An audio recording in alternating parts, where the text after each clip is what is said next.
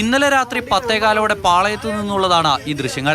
പട്ടം ഭാഗത്തു നിന്നും പൂജപ്പുരയിലേക്ക് വന്ന കാറിന് കടന്നു പോകാനാകാത്ത വിധത്തിൽ അപകടകരമായ രീതിയിൽ വാഹനം ഓടിച്ചു എന്നാണ് ഡ്രൈവർക്കെതിരെയുള്ള ആര്യയുടെ പരാതി.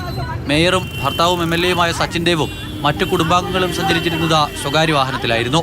പാളയത്ത് സിഗ്നലിൽ ബസ് നിർത്തിയപ്പോൾ പിന്നാലെ വന്ന കാറിൽ നിന്നും ആര്യ ഇറങ്ങി. ഒടുവിൽ തർക്കമായി.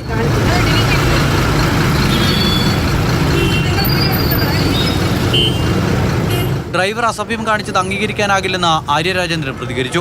ബസ് ഓവർ സ്പീഡിലായിരുന്നു. ഞങ്ങളത് നോക്കുന്ന സമയത്ത് വളരെ അസഭ്യമായ രീതിയിൽ അദ്ദേഹം കൈകൊണ്ടും അദ്ദേഹത്തിന്റെ മുഖത്തെ പല ഭാവങ്ങൾ കൊണ്ടും ഞങ്ങൾ 2 സ്ത്രീകളെ നോക്കി അസഭ്യം പറയുകയാണ് അദ്ദേഹം ചെയ്തത്. മേയറാണെന്ന് അറിഞ്ഞിരുന്നില്ല എന്നും സൂപ്പർ ഫാസ്റ്റ് ബസ് ആയതിനാലാണ് വേഗത്തിൽ വന്നതെന്നും അപകടകരമായ രീതിയിൽ ആയിരുന്നില്ല വാഹനം ഓടിച്ചതെന്നും ഡ്രൈവർ ദീപു പറഞ്ഞു.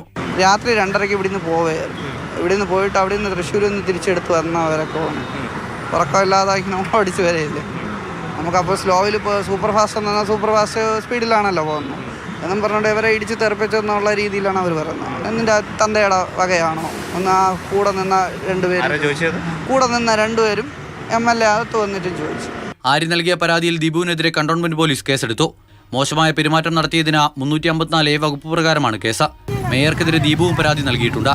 ഇതിൽ നിലവിൽ പോലീസ് കേസെടുത്തിട്ടില്ല. മാതൃഭൂമി ന്യൂസ്, തിരുവനന്തപുരം.